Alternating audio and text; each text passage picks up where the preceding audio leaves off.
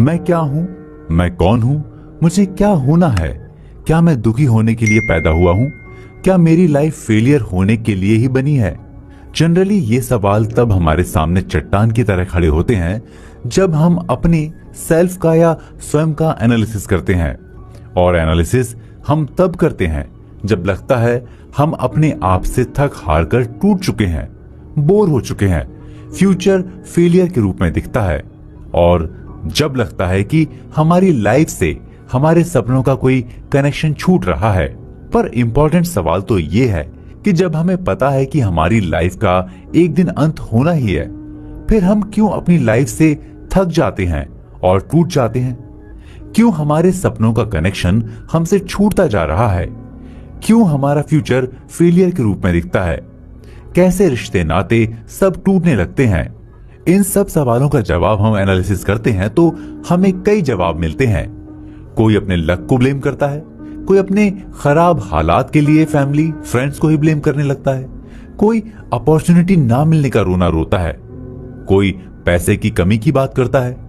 बात एक तरह से सच है कि ऐसे बहुत से कारणों से भी हम अपनी लाइफ में बहुत कुछ लूज कर जाते हैं और हमें बहुत सारी प्रॉब्लम्स का सामना करना पड़ता है। लेकिन इसके पीछे जिसका बेसिक और मेजर रोल होता है वो है खुद में विश्वास, यानी believe in yourself. Believe he success की फाउंडेशन है, और जब सक्सेस है तो लाइफ भी हैप्पीनेस से भरी लगती है। सेल्फ बिलीव ही वो पावर है जिसके बेस पर आप अपनी लाइफ में शून्य से शिखर तक पहुंच सकते हैं। लेकिन दुर्भाग्य से हम दूसरी चीजों को ब्लेम करते हैं, लेकिन सेल्फ बिलीव को हल्के में लेते हैं। इस पर सोच विचार भी नहीं करना चाहते। ऐसा क्यों होता है? क्यों आप भी दूसरों की तरह अपनी लाइफ में सेल्फ बिलीव को इंपॉर्टेंस नहीं देते? सेल्फ बिलीव आपकी चेतना यानी कॉन्शियसनेस का पार्ट कैसे बनेगा?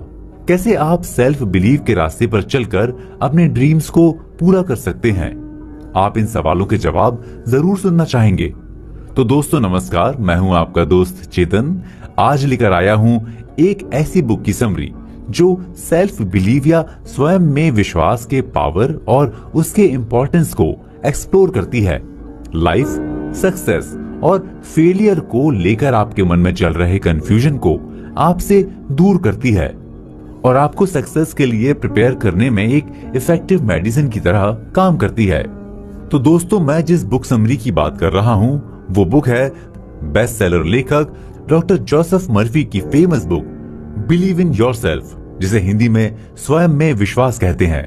दोस्तों, हम इस बुक की समरी के बारे में बात करेंगे, लेकिन इससे पहले इस बुक के राइटर के बारे में थोड़ी बात करते हैं। आयरलैंड के एक small town county of cork में जोसेफ मर्फी का जन्म हुआ था। वो दिन था 20 मई सन 1898। जोसेफ के पिता जेनिस मर्फी एक रिलीजियस संस्था जेजुआइट में एक पादरी और प्रोफेसर थे।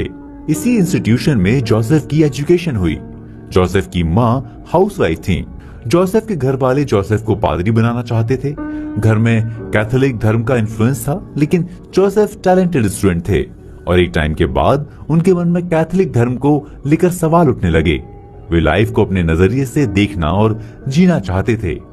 उनके मन में चेंज को लेकर नए नए थॉट्स आते थे और वे उन थॉट्स को एक्सप्लोर करना चाहते थे, लेकिन घर में नहीं। आयरलैंड में कैथोलिक धर्म का इन्फ्लुएंस इतना ज्यादा था कि वो इससे बाहर ही नहीं निकल पा रहे थे। ऐसे में जोसेफ को लगा कि वे आयरलैंड में रहकर अपने नए नए थॉट्स को एक्सप्लोर नहीं कर पाएंगे, इसलिए वे आयरलैंड को छोड़कर अमेरिका चले आए। बहुत स्ट्रगल के बावजूद उन्होंने अमेरिका में सरवाइव किया। अपने फ्रेंड की हेल्प से उन्हें एक असिस्टेंट के रूप में मेडिसिन बेचने का काम मिला। पैसे सेव करके उन्होंने फार्मेसी में स्टडी करने के लिए एक स्कूल में नाम लिखा लिया। टैलेंटेड तो वे थे ही, इसलिए जल्द ही वहां से पास आउट होकर मेडिकल की अपनी दुकान खोल ली। सेकेंड वर्ल्ड वॉर के दौरान जोसेफ सेना में भर्ती हो गए, जहां उन्होंने फार्मासिस्ट के रूप में काम किया। इस टाइम धर्म को लेकर उनके मन में जो थॉट्स थे, जो कि स्ट्रगल की वजह से ठहर गए थे, वे फिर से ओपन होने लगे। वे फिर से धर्म को नए नए एंगल से सोचने लगे। वर्ल्ड वॉर की वजह से humanity, violence, love and hate को लेकर भी उनके मन में सवाल उठने लगे और वे इन सब पॉइंट्स पर नए नए थॉट्स को इंपॉर्टेंस देने लगे। उन्हें फील हुआ कि नए थॉट्स ही इस दुनिया को सुंदर बना सकते हैं। आगे चलकर धर्म में जोसेफ को इतना इंटरेस्ट हुआ कि वे दूसरे धर्मों को जानने के लिए वर्ल्ड टूर करने लगे। उन्हें एशिया के धर्म भी अट्रैक्ट करने लगे। इसके लिए वे इंडिया भी आए। धर्म के साथ वे वर्ल्ड फिलॉसफी को भी स्टडी करने लगे। वर्ल्ड टूर करने और दुनिया भर के रिलीजन और उसकी फिलॉसफी की स्टडी के बाद वे अमेरिका लौटे।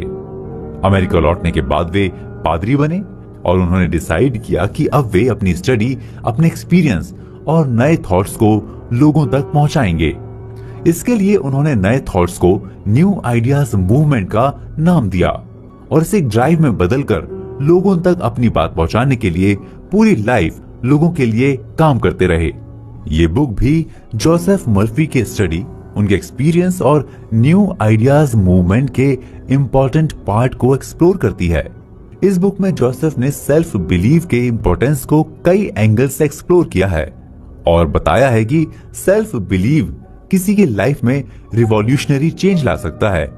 सेल्फ बिलीव के बेस पर लोग अपने सपने को अचीव कर पाएंगे।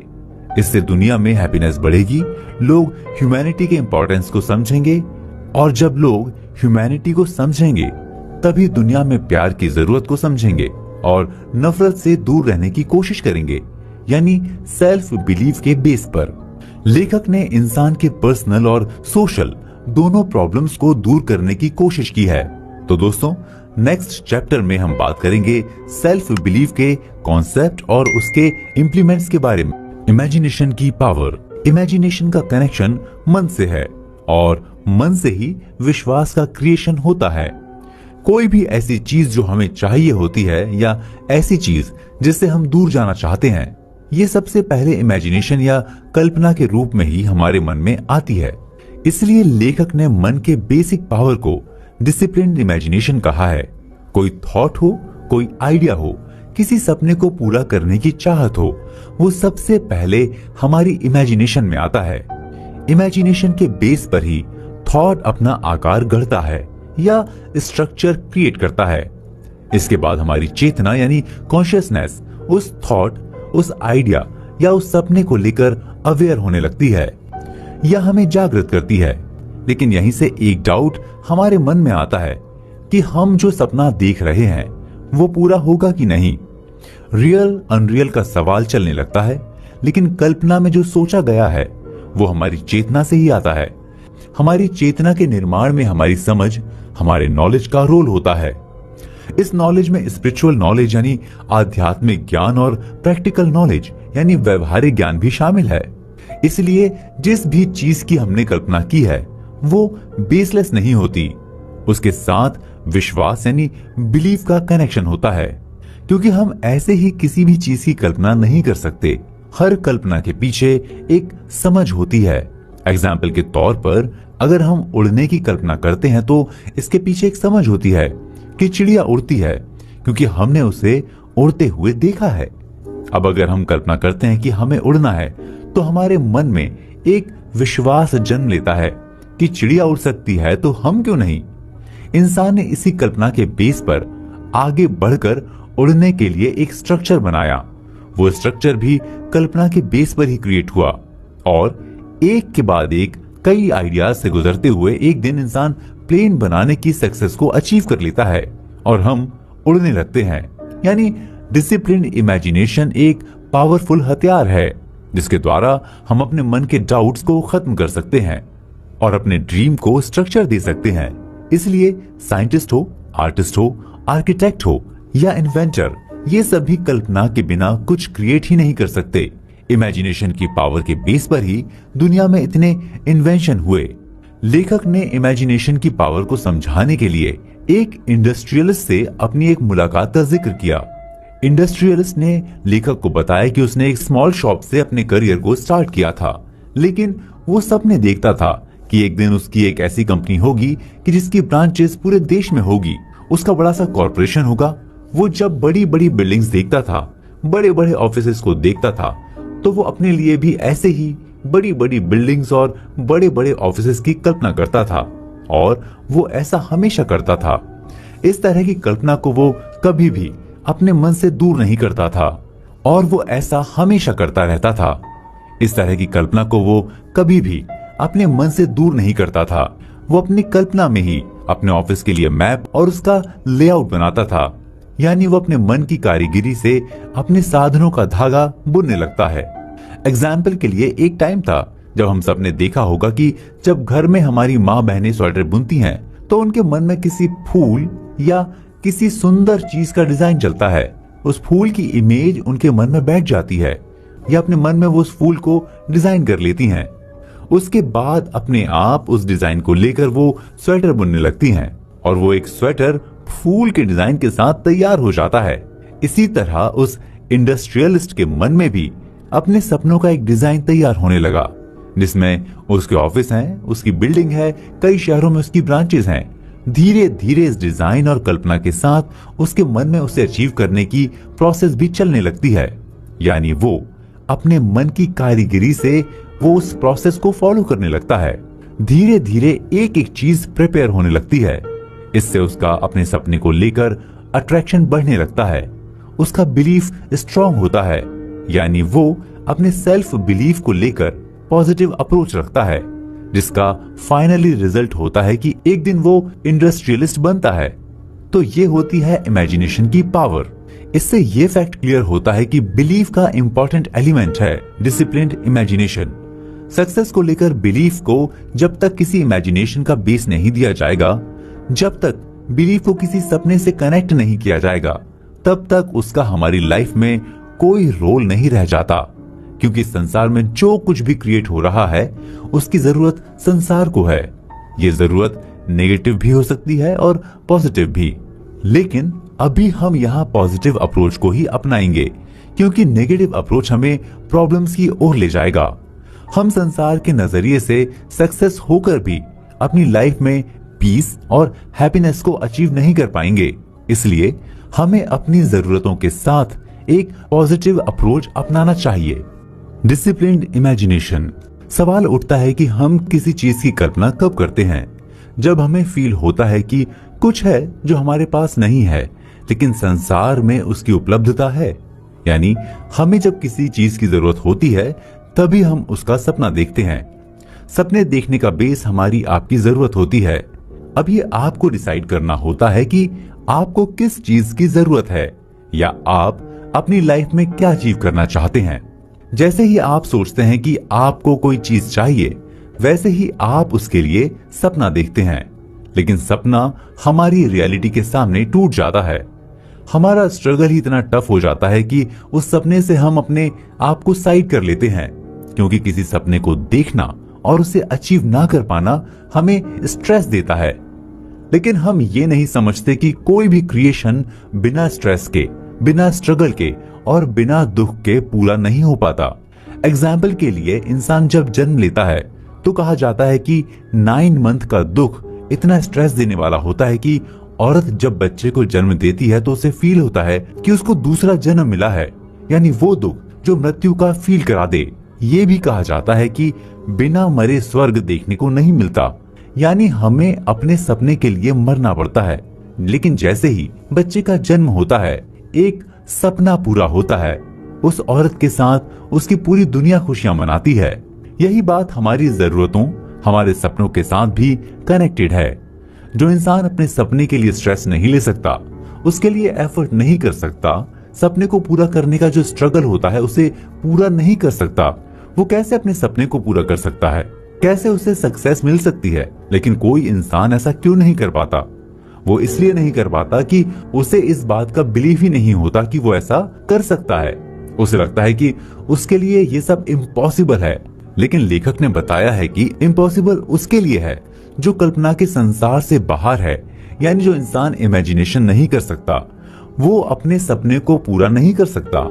जब लोग कहते हैं कि ये काम इम्पॉसिबल है, तब एक इमेजिनरी इंसान कहता है कि ये काम तो कब का डन हो चुका है। यानी इमेजिनरी इंसान उस काम को अपनी इमेजिनेशन में पूरा होता हुआ देख चुका है। जब तक आप अपनी इमेजिनेशन में अपने सपने को पूरा होता हुआ नहीं देख सकते, आप उसके लिए एफर्ट नहीं कर सकते। आपको इस बात के लिए बिलीव ही नहीं होगा। इसके लिए लेखक ने सेल्फ बिलीफ के लिए इमेजिनेशन के रोल को इंपॉर्टेंस दिया है।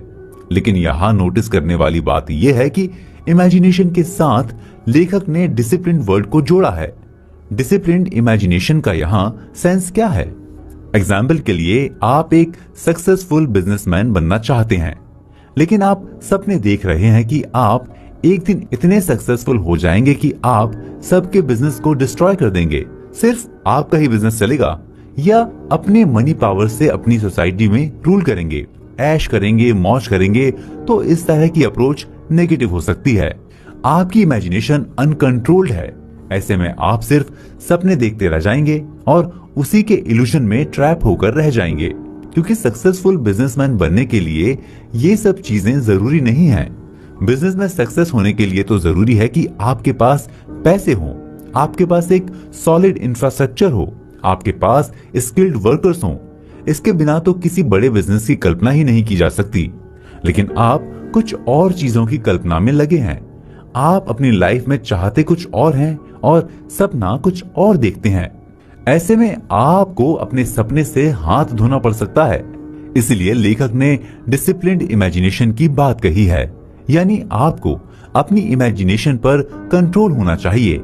जब आपको अपनी इमेजिनेशन पर कंट्रोल होगा, तभी आपको अपने सपने पर बिलीव होना स्टार्ट होगा, और जब बिलीव होना स्टार्ट होगा तभी आप उसके लिए एफर्ट करेंगे। आपका एफर्ट ही आपको सक्सेस के डायरेक्शन में ले जाएगा। Dream challenge. इमेजिनेशन के बारे में डिस्कस करते हुए हमने ड्रीम को या सपने देखने की बात को एक्सप्लोर करने की कोशिश की है। लेखक ने बाइबल के रेफरेंस से जोसेफ के कैरेक्टर का एग्जाम्पल दिया है। बाइबल के अकॉर्डिंग जोसेफ स्वप्नदर्शी या ड्रीमर है। ड्रीमर यानी सपने देखने वाला, और ये सपना बंद आंखों से नहीं, खुली आंखों से देखने वाला। खुली आंखों से सपना देखने का सेंस सिर्फ ये नहीं है कि नींद से बाहर सपने देखना।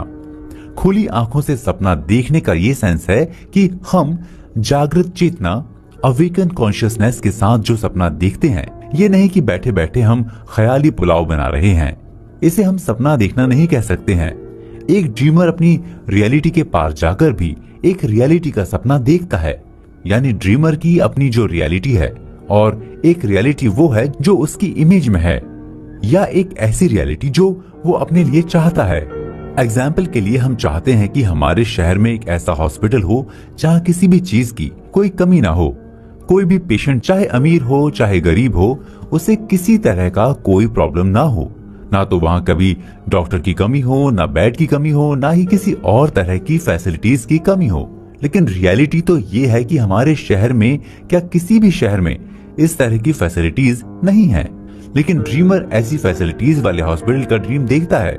उसका ड्रीम रियलिटी से बाहर जरूर है, लेकिन जो वो सपना देख रहा है उसे हर शहर की जरूरत है, और इस सपने को पूरा करना पॉसिबल भी है, क्योंकि इस वर्ल्ड में ऐसे बहुत सारे हॉस्पिटल्स हैं जो बहुत सारी फैसिलिटीज देते हैं, लेकिन सब में एक साथ सारी फैसिलिटीज नहीं होती हैं।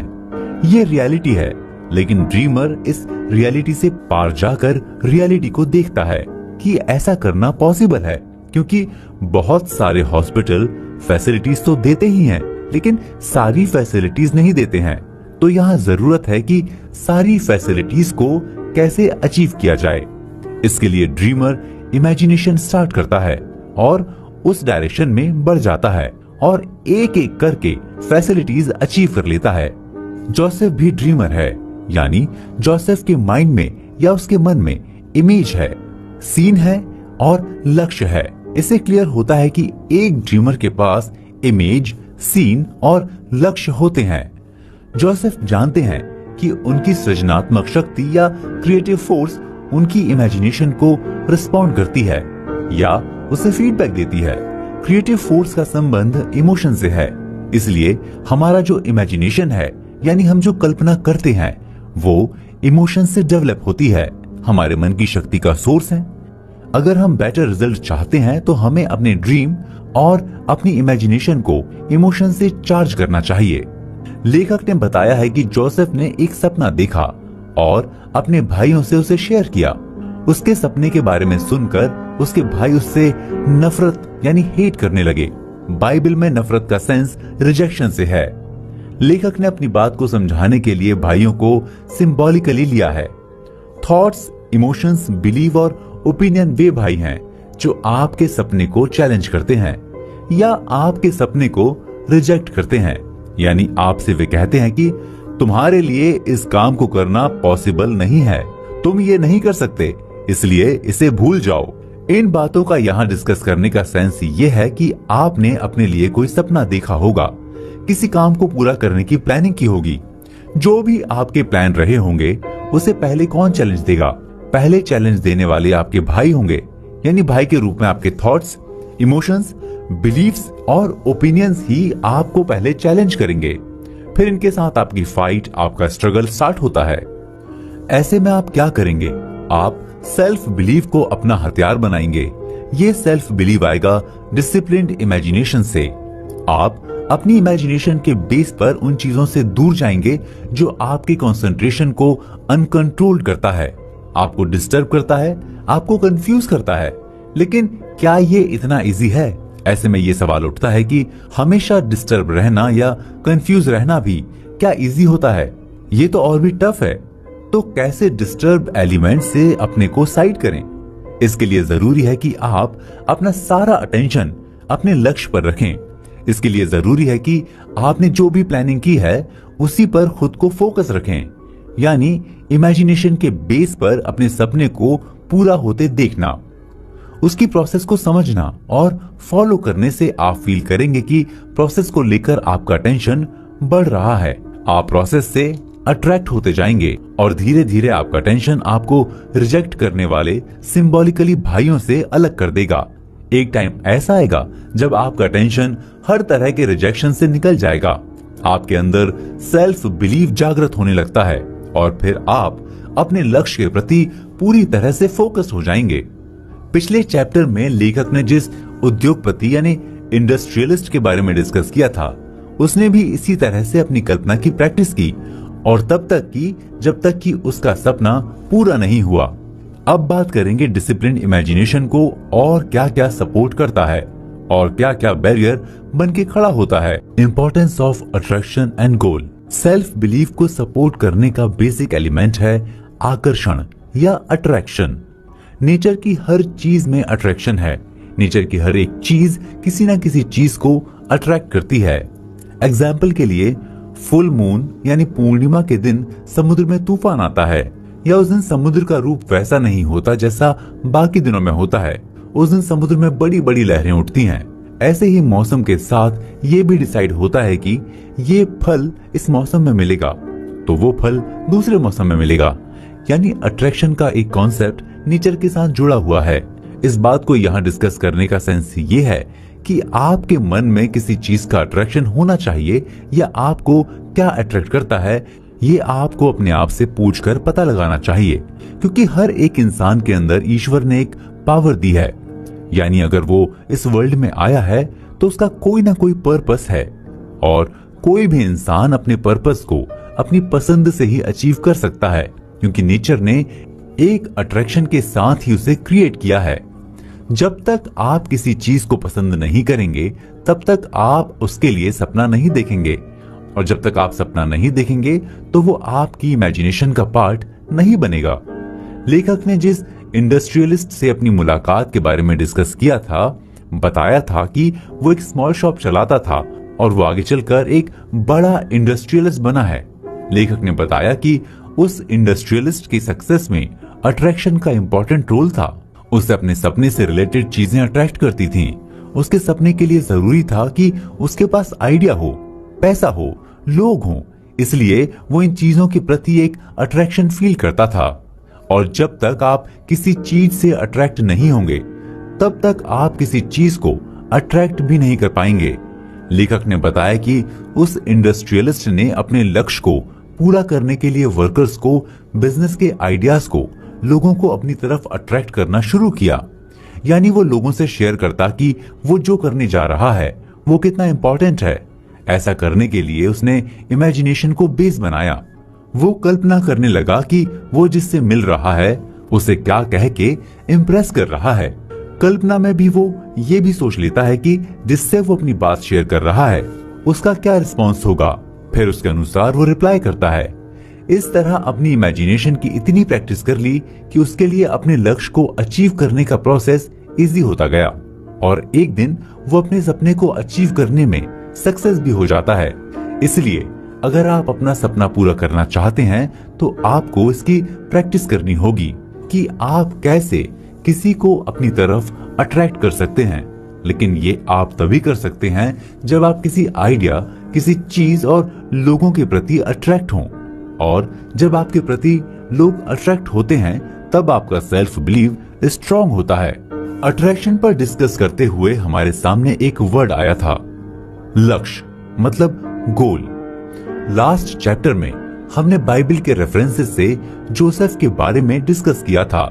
जोसेफ ड्रीमर था और जो रियल ड्रीमर होता है उसके लिए मन में इमेज, सीन और लक्ष्य यानी गोल्स होते हैं। सेल्फ बिलीव के लिए लक्ष्य या गोल एक इंपॉर्टेंट एलिमेंट है।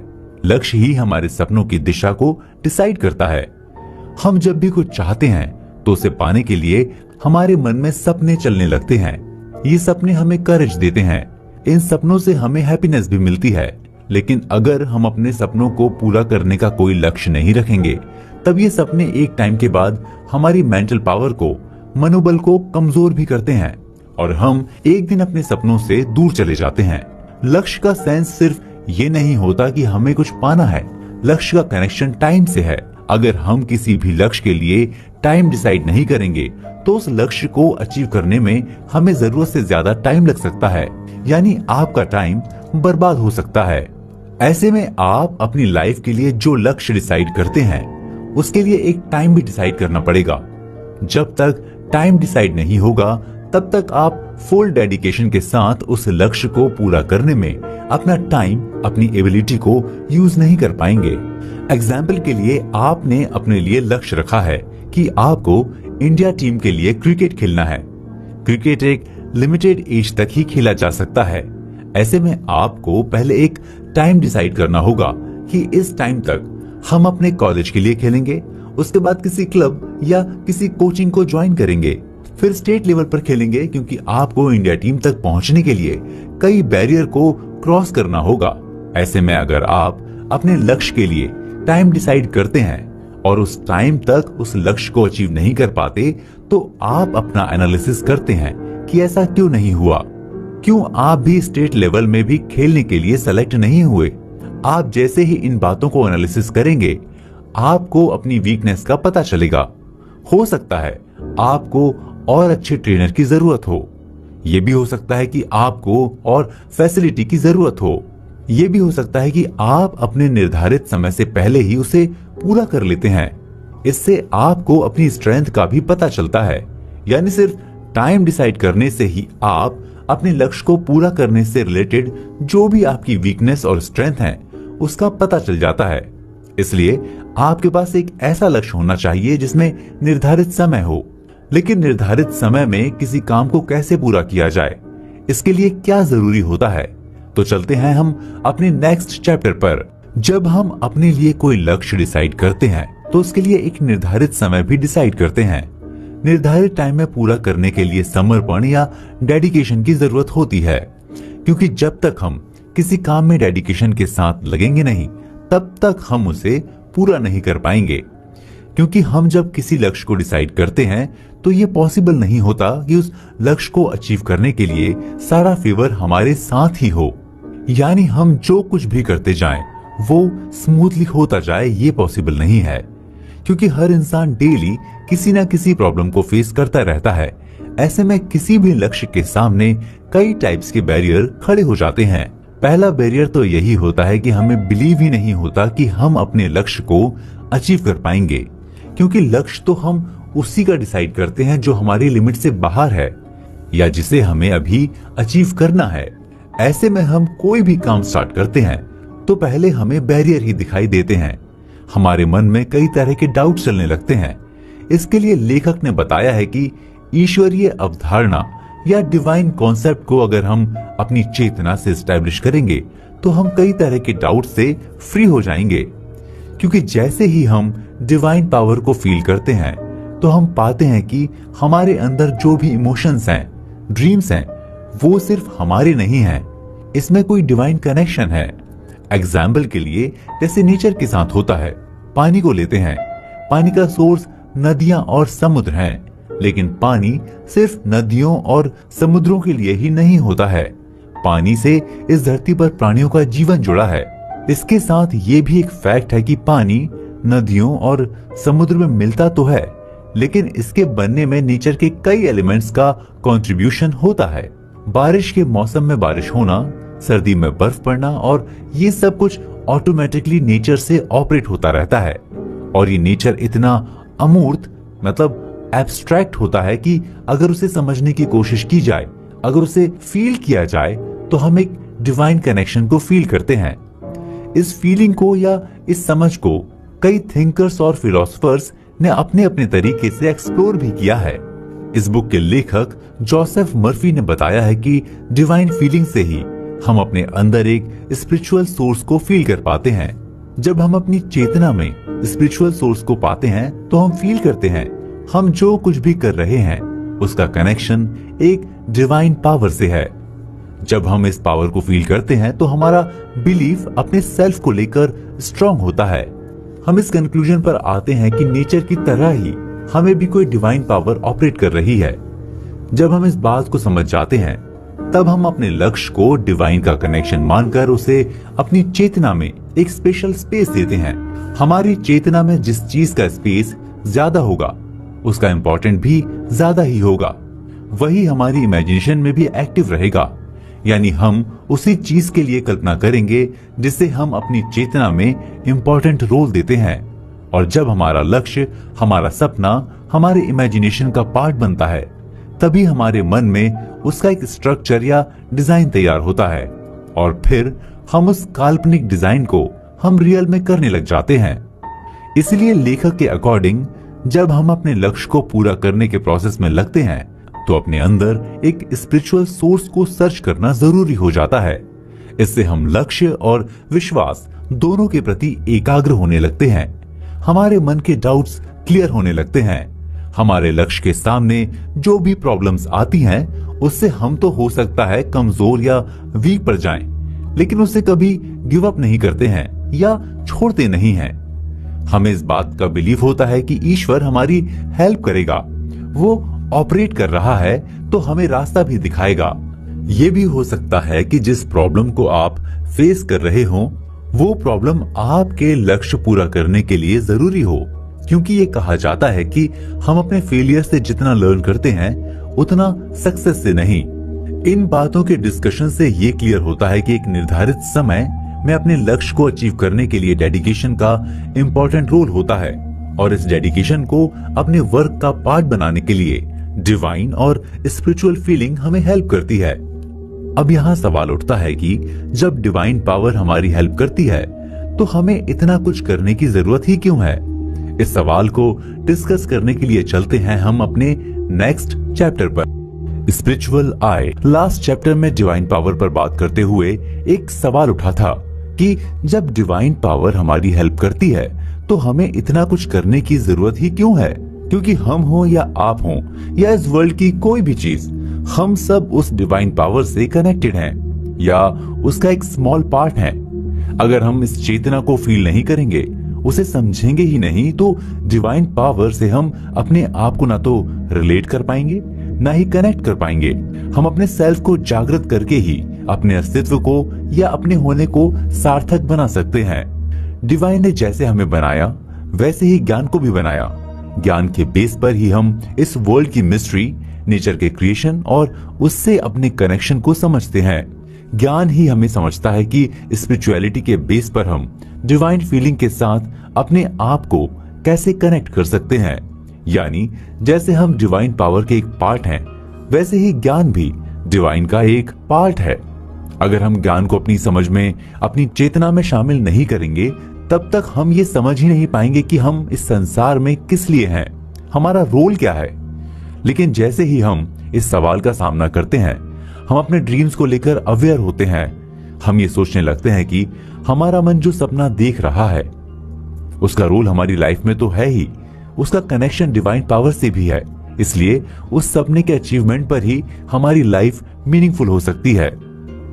जब हम अपनी लाइफ की मीनिंग को एनालिसिस करते हैं, तब हमारे सामने हमारा इंटरेस्ट, हमारी पसंद, हमारा सपना ओपन होने लगता है।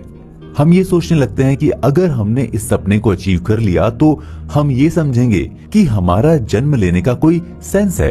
फिर हम अपनी एबिलिटी, अपने पावर, अपनी एनर्जी का भी एनालिसिस करते हैं, क्योंकि इसी के बेस पर ही हम अपने सपने को अचीव कर सकते हैं। लेकिन यहीं से हमारे मन में डाउट चलने लगता है। ऐसे में डिवाइन फीलिंग हमारी हेल्प करती है। हम स्पिरिचुअलिटी के बेस पर उस डिवाइन एनर्जी को अपने अंदर फील करते हैं। तब हम ये नहीं सोचते कि हमने जो काम स्टार्ट किया है वो पूरा होगा या नहीं। हम उस काम में एक डेडिकेशन के साथ लग जाते हैं, क्योंकि उस काम को हम ईश्वर के द्वारा दिया गया काम मानकर करने लगते हैं।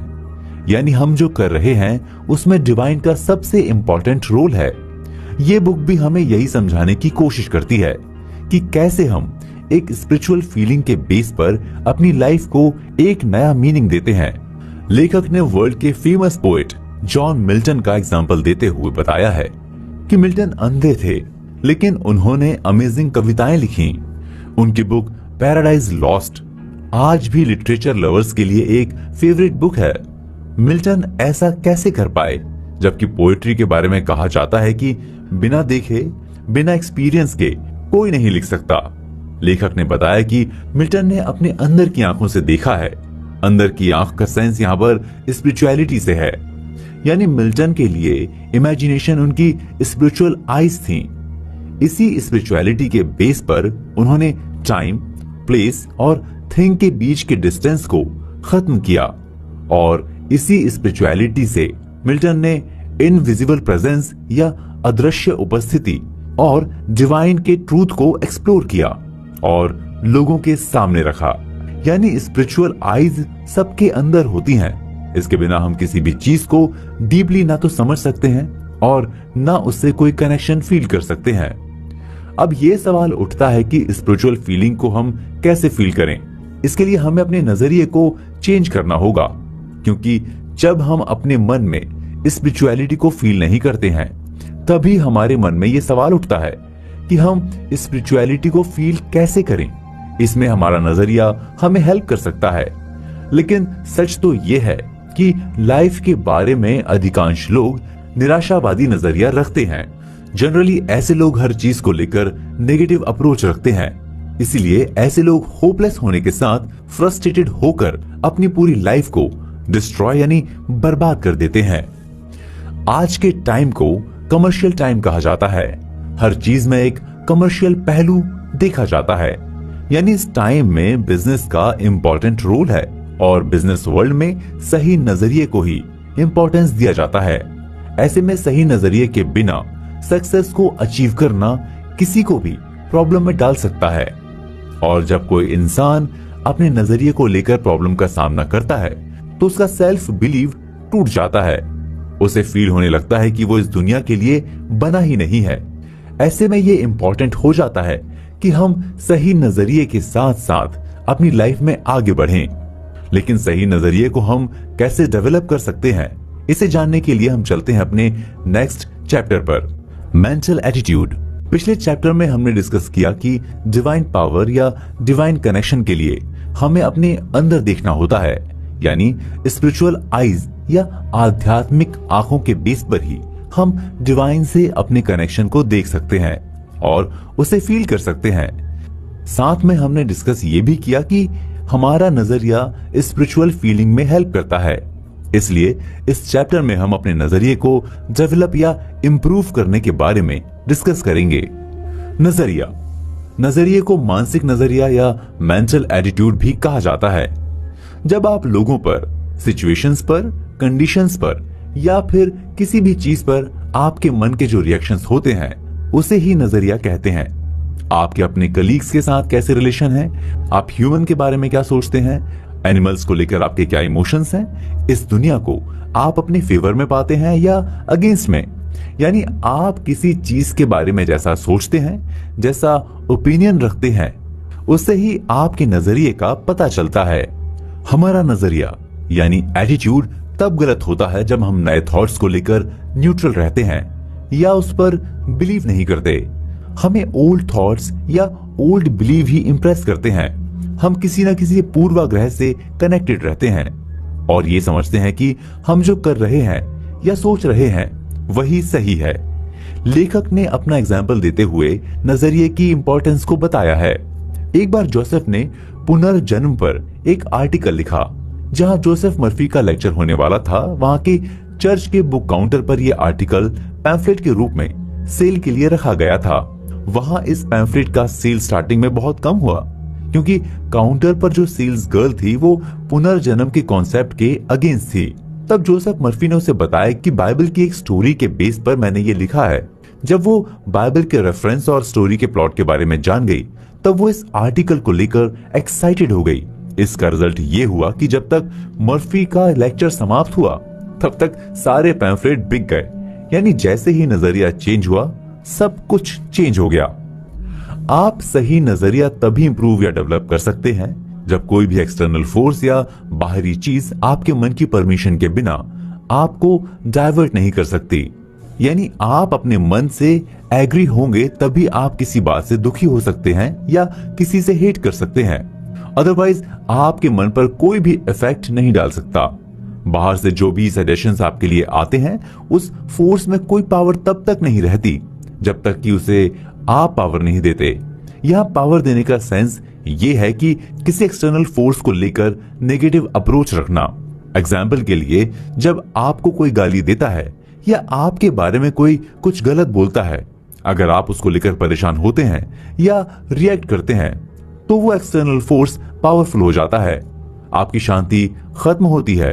आप एक्सटर्नल फोर्स के बारे में ही सोचने लगते हैं और उसी के अकॉर्डिंग आप अपना नजरिया रखते हैं। महात्मा बुद्ध ने कहा कि जब कोई आपको गाली देता है, अगर आप उस पर कोई रिएक्शन नहीं देते हैं तो गाली जिसने दी होती है उसी के पास चली जाती है, क्योंकि आपने उसे एक्सेप्ट ही नहीं किया बल्कि उसे इग्नोर किया।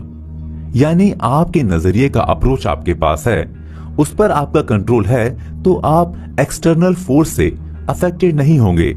कोई भी जब एक्सटर्नल फोर्स से अफेक्टेड नहीं होगा तब उसके मन से सारे डर, सारे डाउट्स निकल जाएंगे। वो अपने लक्ष्य से डाइवर्ट नहीं होगा और कंसंट्रेशन के साथ अपना काम करता जाएगा। ऐसे में उसे सक्सेस को अचीव करने से कोई नहीं रोक पाएगा और ना ही किसी प्रॉब्लम की वजह से वो अपने सपनों से दूर जाएगा। इसलिए आपको ये फील करना होगा कि आप अपने थॉट्स के ओनर हैं। सब कुछ आपके कंट्रोल में है। इमोशंस थॉट्स के अकॉर्डिंग चलते हैं और इमोशन से ही इमेजिनेशन और डिवाइन फीलिंग्स का कनेक्शन होता है। और अगर आपका थॉट्स ही गलत है या आपके नजरिए पर किसी एक्सटर्नल फोर्स का प्रेशर है और आप उसी से कंडक्ट होते हैं, तब आपके लिए आपका नजरिया इंप्रेसिव नहीं रह पाता। इसका सेंस ये है कि आप अपनी बैड सिचुएशंस के जिम्मेदार यानी रिस्पॉन्सिबल आप खुद ही हैं। आप अपने आप से सवाल कर सकते हैं कि क्या आप दूसरों के बारे में गलत सोचते हैं। अगर आप ऐसा करते हैं तो आप इसकी एनालिसिस करिए। आपको पता चल जाएगा कि आपके मन में नेगेटिव इमोशंस का फोर्स ज्यादा है और ये फोर्स आपकी हेल्थ और वेल्थ दोनों के लिए डेंजर है। लेखक ने बताया कि सर्कमस्टांसेस आप पर उतना ही अफेक्ट डाल सकते हैं जितनी आप उन्हें परमिशन देते हैं। इसलिए आप अपनी लाइफ तथा इस वर्ल्ड के बारे में अपना नजरिया चेंज कर लें, तब आपका लक आपके हाथ में होगा और आप अपनी आत्मा के कैप्टन बन सकते हैं। डिसिप्लिन और कंट्रोल इमेजिनेशन के बेस पर आप अपने इमोशंस के भी बॉस बन सकते हैं और इससे आपका सेल्फ बिलीव स्ट्रांग होगा। कल्पना और नजरिया। पिछले चैप्टर में हमने नजरिए के बारे में डिस्कस किया था। इस चैप्टर में हम नजरिए की इंपॉर्टेंस के बारे में डिस्कस करेंगे। जैसा कि लास्ट के कई चैप्टर्स में सेल्फ बिलीफ को स्ट्रांग बनाने के लिए लेखक ने इमेजिनेशन के इंपॉर्टेंस को मार्क किया है। लेकिन अगर आपका नजरिया ही गलत है तो इमेजिनेशन का क्या रोल होगा? इमेजिनेशन कितना आपके सेल्फ बिलीफ को स्ट्रेंथ देगा? एग्जाम्पल के लिए, यदि आप अपने किसी फ्रेंड के बारे में सोचते हैं कि वो झूठा है, चीटर है, करप्ट है, तब आपके मन में किस तरह के इमोशंस क्रिएट होंगे? आप पाएंगे कि आप अपने फ्रेंड को लेकर नेगेटिविटी के इमोशन से भरे होते हैं। और अगर आप इसके ऑपोजिट नजरिया रखते हैं तब किस तरह के इमोशंस क्रिएट होंगे? तब आप हैप्पीनेस को फील करेंगे। आपकी चेतना को नेगेटिविटी अफेक्ट नहीं कर पाएगी। ऐसे में आपके मन में किसी भी सपने को लेकर एक पॉजिटिव इमेजिनेशन क्रिएट होगी, क्योंकि आपका नजरिया किसी को देखने को लेकर पॉजिटिविटी से भरा होता है। जब आप किसी सपने को स्ट्रक्चर देने की कल्पना करेंगे तब उस स्ट्रक्चर के हर एक स्टेप में पॉजिटिविटी का रिफ्लेक्शन होगा। हर एक स्टेप पर आप स्पिरिचुअल एनर्जी से भरे होंगे, क्योंकि स्पिरिचुअल एनर्जी का सोर्स कभी नेगेटिव नहीं हो सकता। और जब आप स्पिरिचुअल एनर्जी के साथ अपने सपने को पूरा करेंगे तो उसे सपने में आपके सेल्फ का अप्रोच होगा। वो सेल्फ जो कि डिवाइन ने क्रिएट किया है या जो डिवाइन से कनेक्टेड है, जो कि आपका अपना है, वो किसी और का सेल्फ नहीं हो सकता। ऐसे में जब आपका सपना पूरा होगा तो वो एक यूनिक इमेज को लेकर आपके सामने आएगा। तभी आप फील कर पाएंगे कि आपका रोल या आपका अस्तित्व कितना इम्पोर्टेंट था आपके लिए। इसके बाद आपके सामने ऐसे सवाल खड़े नहीं होंगे कि आपकी लाइफ मीनिंगलेस है। आपका सेल्फ बिलीव आपके हर स्टेप को इम्प्रूव करेगा और आप अपनी लाइफ को और बेटर बनाने के लिए कंसंट्रेट होकर एक के बाद एक सपने को अचीव करते जाएंगे। लेखक ने बताया कि गॉड के बारे में आपका जो भी परसेप्शन होता है या आपकी जो भी सेंसिबिलिटी होती है, जनरली यही आपकी लाइफ के नजरिए को डिसाइड करती है। ईश्वर के बारे में आपका सबसे स्ट्रॉन्ग थॉट ही आपकी लाइफ के थॉट्स को एक्सप्लोर करता है। यदि आपका नजरिया ये है कि ईश्वर ही आपके अंदर की स्पिरिचुअल पावर है, तब ईश्वर ही आपके हर एक एफर्ट में आपको डायरेक्ट करता है, आपको रास्ता दिखाता है। आप एक पॉजिटिव अप्रोच से इस वर्ल्ड को देखेंगे तो आपका विजन भी पॉजिटिव होगा। आपका नजरिया और आपकी इमेजिनेशंस एक दूसरे को डेवलप करते हैं। यदि आप कल्पना करते हैं कि आपका बिजनेस फेल हो जाएगा, आप बीमार पड़ जाएंगे, आप कभी सक्सेसफुल नहीं होंगे, तो ऐसी नेगेटिव कल्पना का रिजल्ट आप नेगेटिव ही देखेंगे। आपके साथ ऐसा ही होता जाएगा। आप दुख, प्रॉब्लम्स, फेलियर की कल्पना ये सोचकर करते हैं कि लाइफ में तो ऐसा होता ही है। ऐसे में आप अपनी लाइफ को दुख के ट्रैप में डाल देते हैं। इसलिए किसी भी नेगेटिव इमेजिनेशन से खुद को सेव करके रखें। आप उन चीजों की कल्पना करें जो कि आपकी लाइफ में हैप्पीनेस लाए, जो आपको इंस्पायर करे, जो सुंदर हो, जिसको सब एडमायर करते हो। वैसा होने के बारे में कल्पना करें। इससे लाइफ को लेकर आपका नजरिया चेंज हो जाएगा। अपने नजरिए को डेवलप करने का एक फॉर्मूला ये भी है कि आप शांति से कहीं बैठकर ये इमेजिन करें कि आप इंडिपेंडेंट हैं। आपको किसी बात को लेकर कोई स्ट्रेस नहीं है। आप एनर्जी से भरे हुए हैं। आप अपने काम को लेकर एक्साइटेड हैं। आपके सामने जो भी प्रॉब्लम्स आ रही हैं, उसको लेकर आप रोमांचित हैं। अगर आप ऐसा फील करते हैं तो आपका सेल्फ बिलीव स्ट्रांग होगा और आपको अपने ड्रीम्स को अचीव करने से कोई नहीं रोक पाएगा। इमेजिनेशन और नजरिए का अप्रोच जब एक दूसरे को इंप्रेस करते हैं या इन्फ्लुएंस करते हैं तो आपकी इमेजिनेशन पावर या कल्पना शक्ति बढ़ जाती है। टाइम और प्लेस के साथ जो रिस्ट्रिक्शंस होते हैं वो खत्म हो जाते हैं। लेखक ने कोलंबस का एग्जाम्पल दिया है, जिसने अमेरिका का पता लगाया था। कोलंबस के साथ जर्नी पर निकले उसके साथ के नाविकों ने जब पूछा कि जब सारी होप खत्म हो जाएगी तो हम क्या करेंगे, तब कोलंबस ने जवाब दिया कि सुबह होते ही तुम कहोगे कि तैरते चलो और तैरते चलो। यानी कोलंबस को डिवाइन पावर पर बिलीव था, इसलिए उसने कल्पना कर ली थी कि वो लास्ट तक सेफ रहेगा। उसके हर एक स्टेप पर एक बिलीव था और उसने अपने आप को उस बिलीव से लास्ट तक कनेक्ट करके रखा। इसलिए आप अपने रिजल्ट को लेकर डाउट में हैं तो अपने मन में किसी भी तरह के डाउट को निकाल दें और इस बात पर बिलीव करें कि आपने अपने लिए जो भी इमेजिनेशन की है उसे पूरा होना ही है। इससे क्लियर होता है कि कल्पना और नजरिए को हम डेवलप करके सेल्फ बिलीफ को इंप्रूव कर सकते हैं। लेकिन नजरिए के साथ एक देखने वाला फैक्ट ये भी है कि आप अपने नजरिए के साथ नए थॉट्स को कनेक्ट नहीं करते हैं तो आपका नजरिया आपकी सक्सेस में एक बैरियर की तरह दिखने लगेगा। इस फैक्ट को एक्सप्लोर करने के लिए चलते हैं हम अपने नेक्स्ट चैप्टर पर। मैं आपका दोस्त प्रेजुडिस एंड ब्लाइंड फेथ। पिछले चैप्टर में हमने इमेजिनेशन और नजरिया मतलब एटीट्यूड के रिलेशन के बारे में डिस्कस किया था। इस चैप्टर में हम नजरिए पर नेगेटिव इफेक्ट डालने वाले एलिमेंट्स के बारे में डिस्कस करेंगे। नजरिए पर प्रेजुडिस और अंधविश्वास यानी ब्लाइंड फेथ का नेगेटिव इफेक्ट पड़ता है। कैसे पड़ता है इसे जानने से पहले हमको प्रेजुडिस यानी पूर्वाग्रह और ब्लाइंड फेथ के बारे में समझने की कोशिश करते हैं। जब हम किसी के बारे में या किसी फैक्ट के बारे में बिना जाने समझे, बिना एनालिसिस किए, बिना वेरीफाई किए अपने मन में ही ओपिनियन बना लेते हैं तो उसे प्रेजुडिस या पूर्वाग्रह कहा जाता है। जबकि सही नजरिए के लिए ये जरूरी हो जाता है कि हम किसी पर्सन या फैक्ट के बारे में अच्छे से वेरीफाई करके या उसका एनालिसिस करें। अगर ऐसा नहीं करते हैं तो हमारा नजरिया हमारे नॉलेज को ही चैलेंज करता है या लोगों के प्रति हमारी क्रेडिबिलिटी को क्वेश्चन करता है। एग्जाम्पल के लिए आप एक बेस्ट एक्टर हैं, आपको एक्टिंग करना पसंद है, आप फिल्मों में काम करना चाहते हैं, लेकिन आप फिल्म इंडस्ट्री को लेकर कई तरह के पूर्वाग्रहों को अपने मन में पाल रखा है। एग्जाम्पल के लिए फिल्म इंडस्ट्री में पैसे वाले लोग ही सक्सेस हो पाते हैं, या फिल्मी लोगों का कल्चर ही डिफरेंट होता है, या वे लोग ड्रिंक करते हैं, या वे लोग सेल्फिश होते हैं, या फिल्म इंडस्ट्री में तो लॉन्ग टर्म तक स्ट्रगल करना पड़ता है। ये सारे प्रेजुडिस आपके मन में बैठे हुए हैं और आप चाहते हैं कि फिल्म इंडस्ट्री में काम करना तो आप कभी नहीं कर पाएंगे। अगर कर भी लिया तो आप सक्सेस को अचीव नहीं कर पाएंगे। जब तक आपके मन में इस टाइप के प्रेजुडिस का स्पेस रहेगा तो आप फिल्म इंडस्ट्री को लेकर हमेशा नेगेटिव अप्रोच रखेंगे। आपका नजरिया नेगेटिविटी से कंडक्ट होने लगेगा। आप फील करेंगे कि उस इंडस्ट्री में काम करने से क्या मिलेगा जो आपके मन के अगेंस्ट है। ऐसे में फिल्म इंडस्ट्री के प्रति नेगेटिव होने से एक्टिंग से भी आपका फोकस हटने लगेगा। आप धीरे धीरे अपने एक्टिंग को लेकर भी नेगेटिव होते जाएंगे।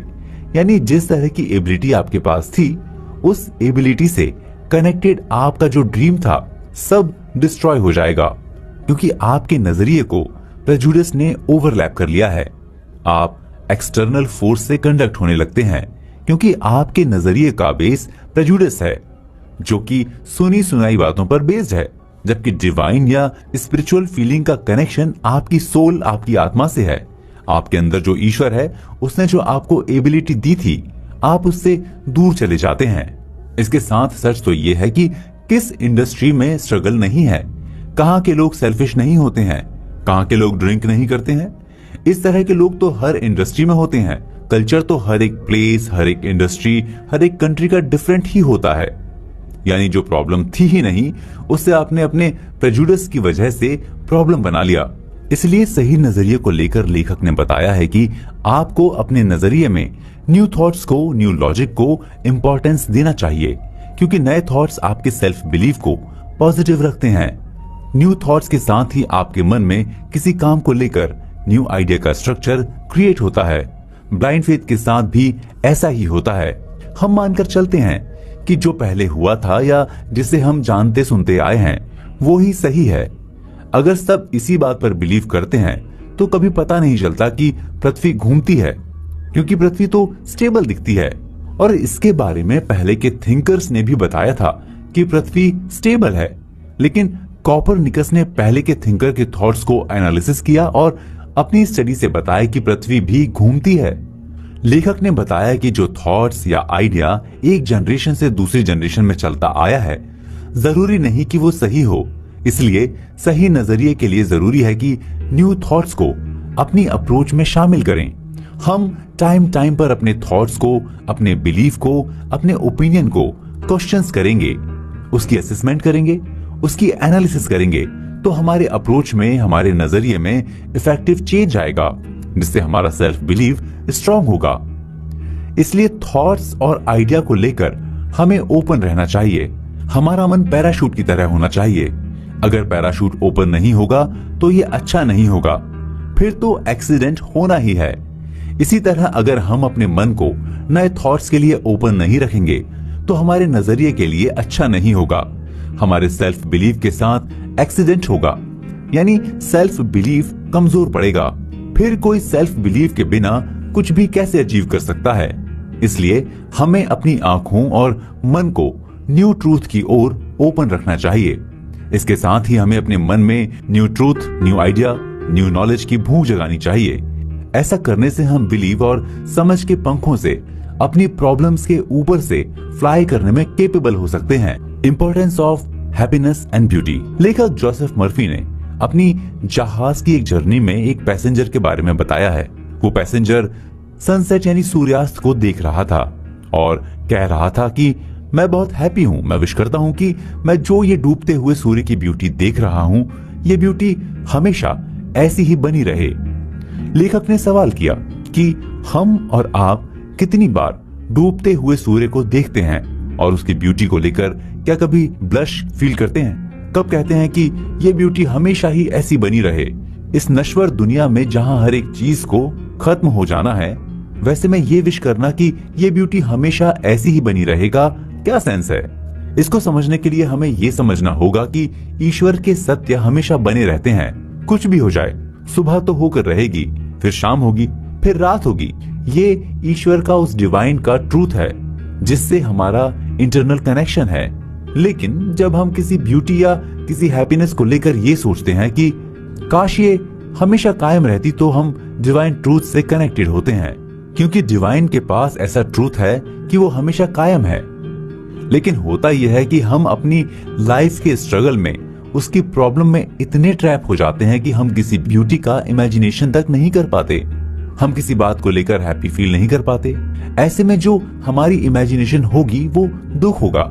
हमारा बिलीव एक्सटर्नल फोर्स यानी बाहरी ताकतों से इन्फ्लुएंस्ड होगा और उस एक्सटर्नल फोर्स के बेस पर हमारे बिलीव का शेप भी एक्सटर्नल होगा। हमारे अंदर जो डिवाइन फीलिंग है उससे हम डिस्कनेक्टेड हो जाएंगे।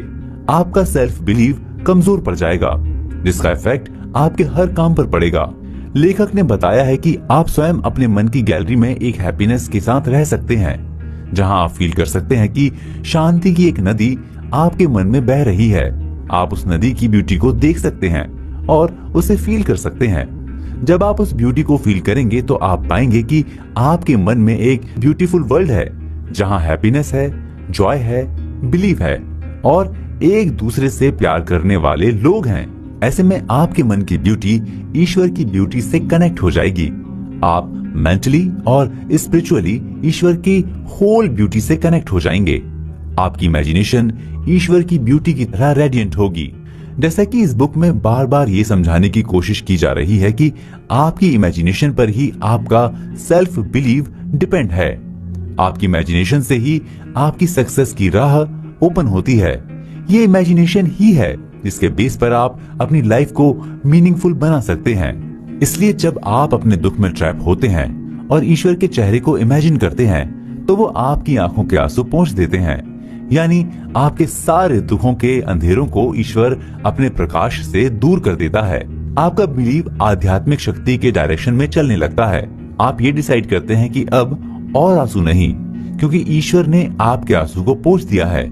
जो था वो पास्ट हो चुका है और ईश्वर हर एक चीज को नया करता है। इसलिए आप भी अपने आप को एक नया शेप दें, नए थॉट्स को अपनी लाइफ का पार्ट बनाएं। लेखक ने बताया है कि मनुष्य ईश्वर का मंदिर होता है। यानी जैसे हम ईश्वर के लिए मंदिर जाते हैं, वैसे ही ईश्वर हमारे पास आता है, हमें करेक्ट करने के लिए, हमें नया शेप देने के लिए, हमारी लाइफ को मीनिंगफुल बनाने के लिए। इसलिए अगर कोई कितना भी गलत होता है, ईश्वर उसे भी करेक्ट करता है। लेकिन अगर वो इंसान ही जब अपने आप को ईश्वर के प्यार से दूर रखेगा, अपने अंदर उसकी मौजूदगी को फील ही नहीं कर पाएगा, तो क्या होगा? तब तो ये पॉसिबल ही नहीं है कि ईश्वर उसे करेक्ट करे। लेकिन यहाँ सवाल तो ये उठता है कि जब ईश्वर ही किसी इंसान की गलती को करेक्ट कर सकता है, उसे माफ कर देता है, तो हम क्यों नहीं करते? लेखक ने बताया है कि जब इंसान ईश्वर के प्यार को फील करता है, तो वो भी माफ कर देता है। इसके लिए उस इंसान के प्रति अपने नजरिए को हम्बल बनाना होगा। हम अपने नजरिए को किसी इंसान के प्रति कैसे हम्बल बनाएंगे और इसकी जरूरत क्या है, इसे जानने के लिए हम चलते हैं अपने नेक्स्ट चैप्टर पर, डिवाइन लॉ। पिछले चैप्टर में हमने हैप्पीनेस और ब्यूटी के इम्पोर्टेंस के बारे में डिस्कस किया था कि कैसे ये हमारे सेल्फ बिलीव और इमेजिनेशन को ग्रो करता है। इस चैप्टर में हम इमेजिनेशन को ग्रो करने के लिए कुछ और थॉट्स के बारे में डिस्कस करेंगे। लास्ट चैप्टर में हमने ये सवाल किया था कि किसी इंसान के प्रति हम अपने नजरिए को कैसे हम्बल बनाएंगे और इसकी जरूरत क्या है। इसकी जरूरत इसलिए है क्योंकि ईश्वर किसी भी गलती के लिए माफ करता है, वो उस इंसान को फिर से रिक्रिएट करता है। एग्जाम्पल के लिए आपने डकैत अंगुलीमल की स्टोरी सुनी होगी। उसने इतनी हत्या की थी कि वो काउंट करना भूल गया था। उसने काउंट करने के लिए एक तरीका निकाला। वो जिस इंसान की हत्या करता उसकी एक उंगली काट लेता और उसे अपनी माला में गूंथ लेता।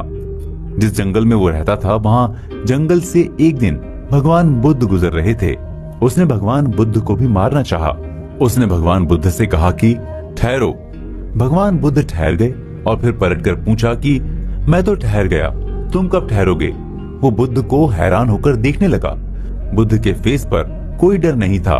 तब बुद्ध ने उसे एक पेड़ से टहनी तोड़कर लाने के लिए कहा। जब वो टहनी तोड़कर लाया तो बुद्ध ने उसे जोड़ने के लिए कहा।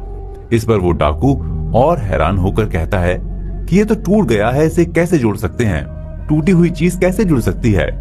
तब भगवान बुद्ध ने कहा कि जिसे तुम जोड़ नहीं सकते हो उसकी हत्या कैसे कर सकते हो। इस सवाल ने उस डाकू के मन को डिस्टर्ब कर दिया। वो सोचने लगा, इससे पहले उससे किसी ने ऐसा सवाल नहीं किया था। इसके बाद वो बुद्ध से इम्प्रेस हो जाता है और उनका फॉलोअर बन जाता है। ये कैसे हुआ? उस सवाल में ऐसा क्या था?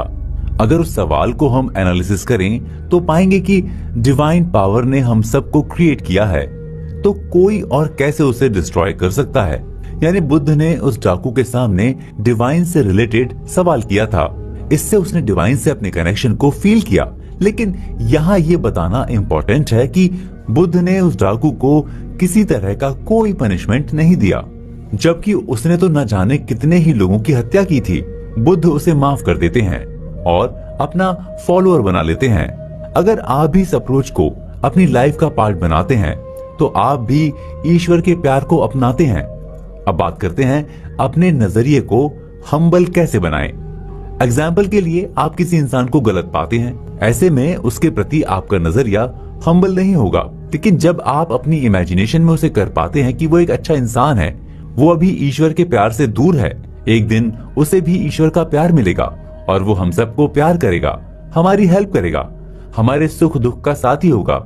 आप जैसे ही इन बातों की इमेजिनेशन करते हैं, आपका नजरिया चेंज होने लगता है। आप उस इंसान के मन में ईश्वर के प्यार का दीप जला सकते हैं।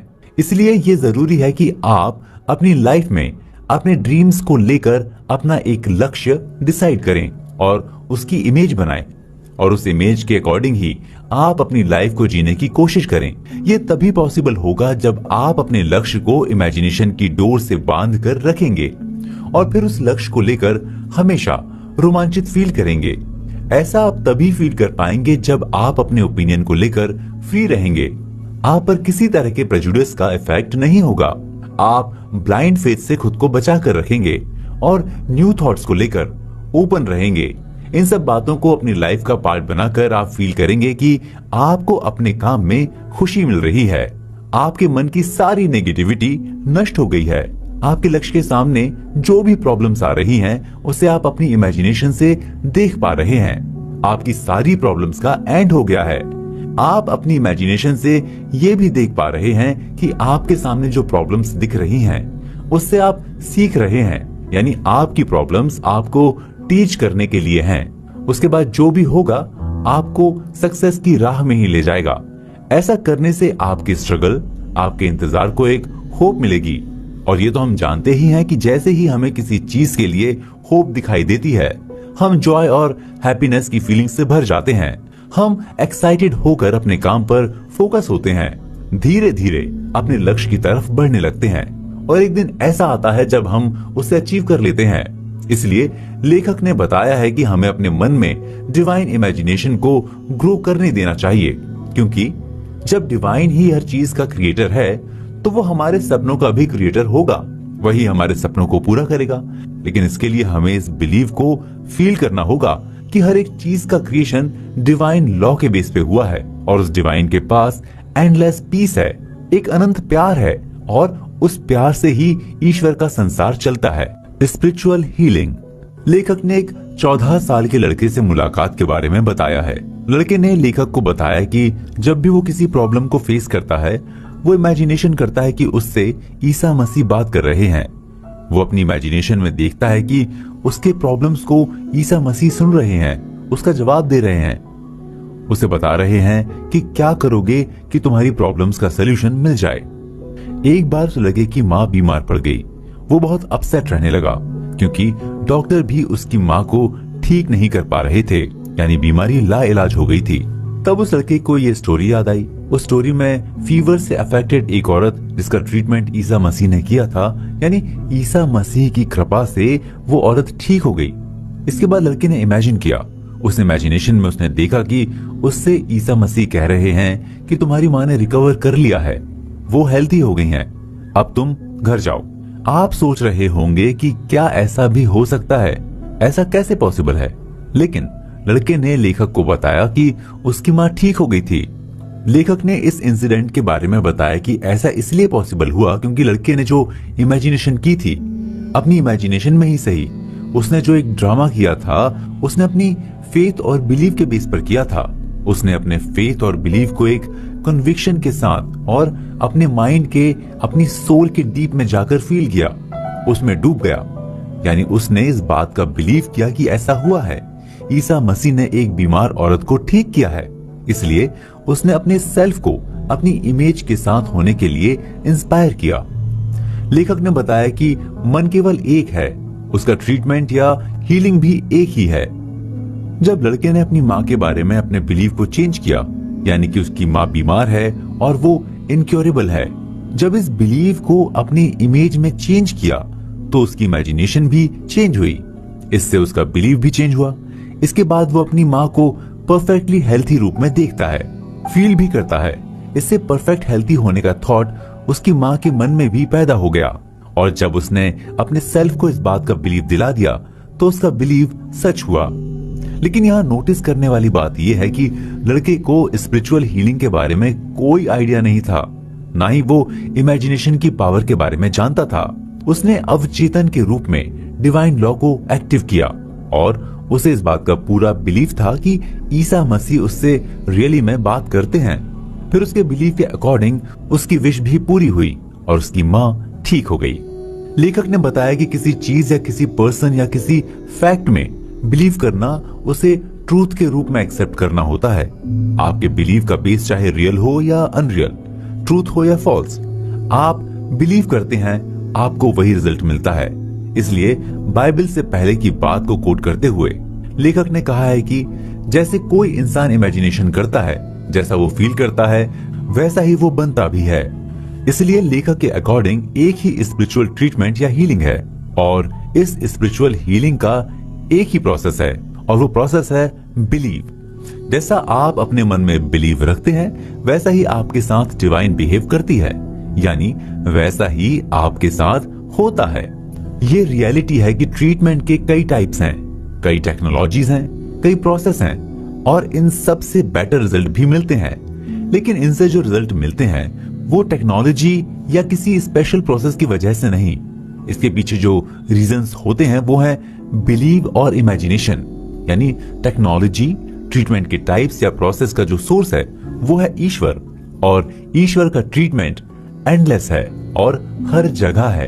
यानी हर जगह ईश्वर हर जगह है तो उसका इलाज भी हर जगह है। ईश्वर आपकी हीलिंग करता है, लेकिन इसके लिए जरूरी है कि आप ईश्वर को अपने मन में फील करें, उसके कनेक्शन को समझें। कम्युनिकेशन विद गॉड, बिलीव और इमेजिनेशन की पावर को एक्सप्लोर करने के लिए लेखक ने अपने एक क्लोज रिलेटिव का एग्जाम्पल दिया है। उस रिलेटिव को टीबी हुआ था। उस टाइम टीबी को बहुत ही सीरियस और डेंजरस डिजीज माना जाता था और इनक्यूरेबल डिजीज की कैटेगरी में रखा जाता था। लंग्स की ये बीमारी उनके रिलेटिव में धीरे धीरे बहुत बढ़ गई थी और ठीक नहीं हो रही थी। तब उस रिलेटिव के बेटे ने डिसीजन लिया कि वो अपने पिता के पास जाकर उनका ट्रीटमेंट कराने में हेल्प करेगा।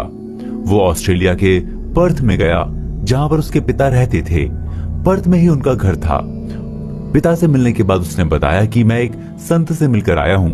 उस संत ने $500 में मुझे एक रिंग दी है।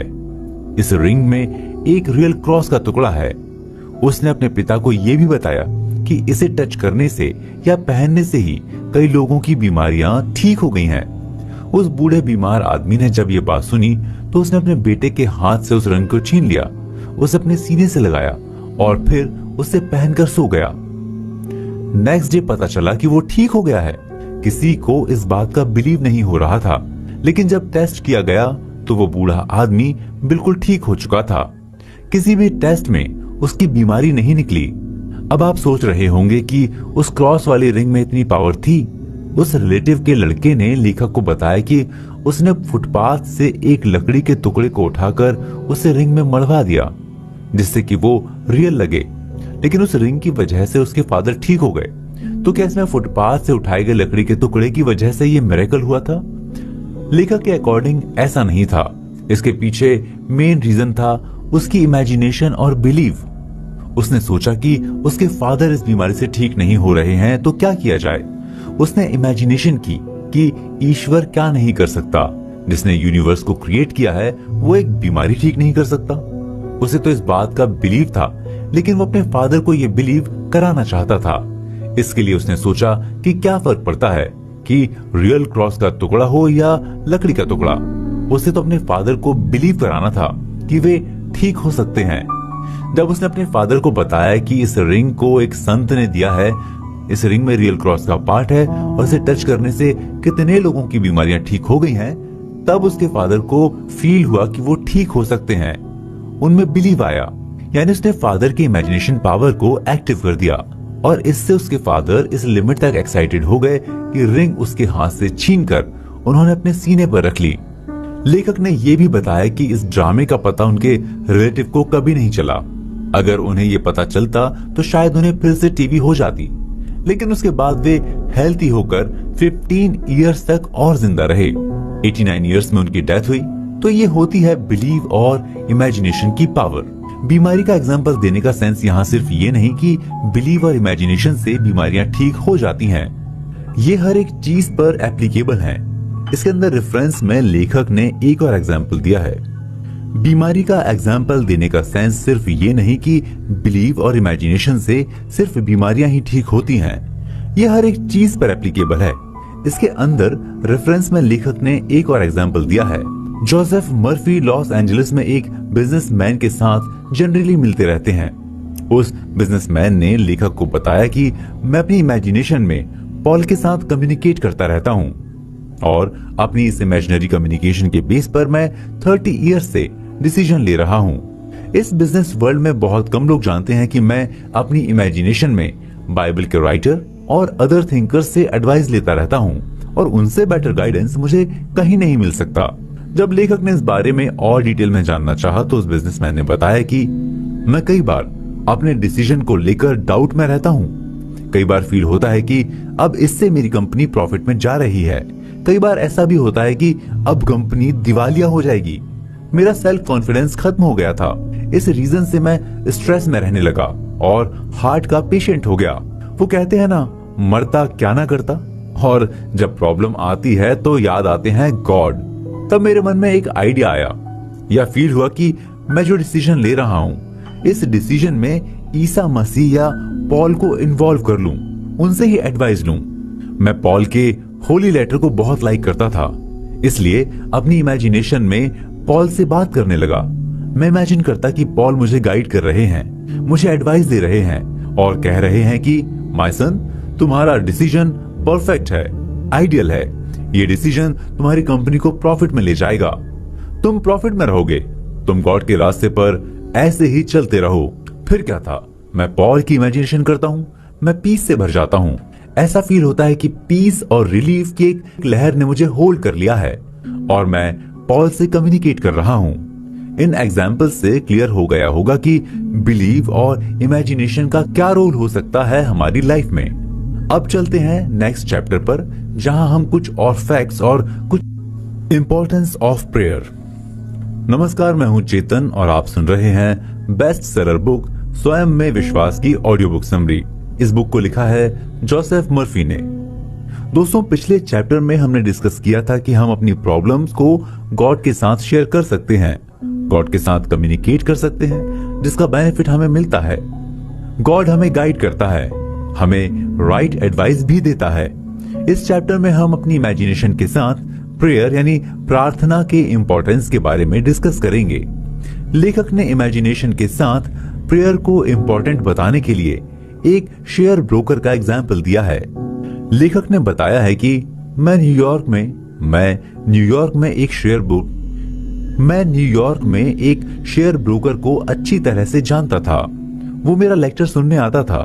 शायद आपको पता होगा कि शेयर ब्रोकर फाइनेंशियल असेसमेंट को लेकर हमेशा डिफिकल्टीज का सामना करते हैं, क्योंकि उन्हें हमेशा अलग अलग कंपनियों के शेयर की वैल्यू और उसके फ्लक्चुएशन की डिटेल्स का एनालिसिस करना होता है। इसके बाद उसकी परचेज और सेल का डिसीजन लेना होता है।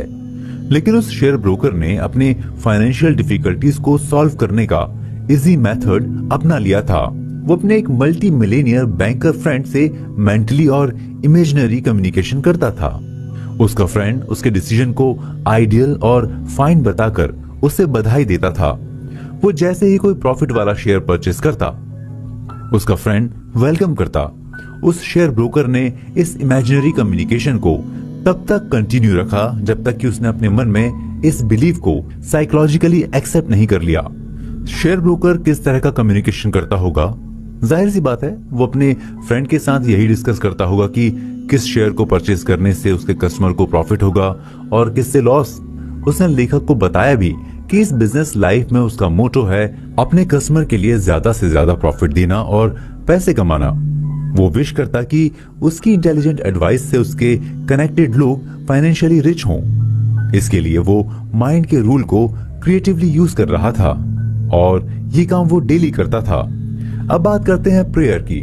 प्रेयर हम हमेशा अपनी विश के लिए करते हैं। बहुत सारे लोग प्रेयर इंटरनल पीस के लिए भी करते हैं। प्रेयर विश के लिए हो या इंटरनल पीस के लिए, दोनों आपकी लाइफ में जॉय और हैप्पीनेस लेकर ही आते हैं। लेकिन सवाल यहाँ ये है कि प्रेयर इमेजिनेशन और बिलीफ के लिए कैसे सपोर्टिव है। हम जिस चीज के लिए भी प्रेयर करते हैं वो चीज हमारे पास नहीं होती, या हम उस चीज को अचीव करना चाहते हैं। ये बुक इमेजिनेशन की पावर के बारे में बात करती है। लेकिन जब हम विश पूरी करने के लिए प्रेयर करते हैं तो जिस चीज की हम विश करते हैं उस चीज का या उस ड्रीम का या किसी सक्सेस की एक इमेज हमारे मन में क्रिएट होने लगती है। वो चीज धीरे धीरे हमारी चेतना यानी कॉन्शियसनेस का पार्ट बनने लगती है। जैसे ही हमारी चेतना का पार्ट बनती है, उसके प्रति हमारा बिलीफ बढ़ने लगता है। उस चीज का या उस सपने को पूरा करने की इंटेंसिटी भी हम फील करने लगते हैं। और ये सब कुछ होता है प्रेयर की वजह से, क्योंकि हम अपने प्रेयर में डेली अपनी विश की बात करते हैं, ईश्वर से प्रे करते हैं कि हमारे सपने को पूरा करें। इसलिए यहाँ ईश्वर से हमारा एक कम्युनिकेशन भी होता है, यानी हम अपने अंदर ईश्वर से कम्युनिकेशन को फील करते हैं। इससे ईश्वर के प्रति हमारा बिलीफ स्ट्रांग होता है। ईश्वर के प्रति जब हमारा बिलीफ स्ट्रांग होता है तो हमारे सपनों के प्रति भी हमारा बिलीफ स्ट्रांग होता है, क्योंकि हम इस बात का बिलीव करते हैं कि ईश्वर है और वो हमारी विशेस पूरी करता है। जैसे ही हम अपनी विशेस के प्रति एक बिलीफ को फील करते हैं, उसे अचीव करने की होप भी हमारे मन में एंटर करती है और इस होप के साथ इमेजिनेशन अपना एक स्ट्रक्चर क्रिएट करने लगती है। इस स्ट्रक्चर में आपके ड्रीम की सारी इमेजेस दिखने लगती हैं और अपनी इमेजिनेशन के प्रति आपका बिलीव बढ़ने लगता है। आप और कॉन्फिडेंट होकर अपनी इमेजिनेशन, अपने बिलीव और अपनी प्रेयर के प्रति फेथ रखने लगते हैं। और जब मन में फेथ की एंट्री होती है, जैसे ही फेथ का इन्फ्लुएंस बढ़ता है, आपकी कम्युनिकेशन का बेस क्रिएट होने लगता है। यानी आप उसे मेंटली, स्पिरिचुअली और फिजिकली तीनों रूप से फील करने लगते हैं। ऐसा फील करने लगते हैं कि आपने उस ड्रीम को पूरा कर लिया है, आपकी वो विश पूरी हो गई है। बस आपको एक्सेप्ट करना बाकी रह गया है और आपको ही एक्सेप्ट करना है। जैसे ही आप उसे एक्सेप्ट करते हैं तो पाते हैं कि सच में आप अपनी विश के इतने पास चले गए हैं कि उसे टच कर सकते हैं। यानी आपको अपनी विश पूरी करने से कोई नहीं रोक सकता। आपके जो इंटरनल एनिमी थे, जो कहते थे कि आपकी विश पूरी नहीं हो सकती, वे सब आपके रास्ते से हट गए हैं। आपके फोकस में सिर्फ आपका एम, आपकी विश रह जाती है, जिसे आप अचीव करते जा रहे हैं। इस तरह से आप पाते हैं कि प्रेयर कैसे आपके बिलीव और इमेजिनेशन को पॉजिटिव अप्रोच देती है और आपके सेल्फ बिलीव को स्ट्रांग बनाती है, उसे स्ट्रेंथ देती है और आपकी पर्सनालिटी को फाइन तरीके से क्रिएट करती है। तो अब चलते हैं नेक्स्ट चैप्टर पर, जहां हम कुछ और फैक्ट्स, कुछ और एग्जांपल्स के बेस पर सेल्फ बिलीव को अपनी लाइफ का हिस्सा बनाने के बारे में डिस्कस करेंगे। Scientific imagination. लेखक ने बताया है कि आपका इमेजिनेशन जितना साइंटिफिक होगा, आपको उसका रिजल्ट भी उतना ही परफेक्ट मिलेगा। इसलिए आप हमेशा अपनी इमेजिनेशन को एक लॉजिक दें। इससे आपकी इमेजिनेशन डिसिप्लिन रहेगी, वो डाइवर्ट नहीं होगी। आप अपनी इमेजिनेशन में गॉड से कम्युनिकेट करें, उस शेयर ब्रोकर की तरह, जैसे वो अपने बैंकर फ्रेंड से कर रहा था। आपकी इमेजिनेशन आपके ड्रीम से और आपके एम से टोटली कनेक्टेड होनी चाहिए। लेखक ने इस फैक्ट्स को एक एग्जाम्पल के बेस पर समझाया है। एक महिला एक कॉम्प्लिकेटेड लीगल प्रोसेस में इस तरह से ट्रैप हो गई थी कि वो डिस्टर्ब और अपसेट रहने लगी थी, क्योंकि वो 5 साल से इससे निकलने के लिए स्ट्रगल कर रही थी, लेकिन उसे कोई सोल्यूशन नहीं मिल रहा था। कोर्ट एक डेट से दूसरी डेट देता जा रहा था और हर डेट के साथ वो डिप्रेस्ड होती जाती।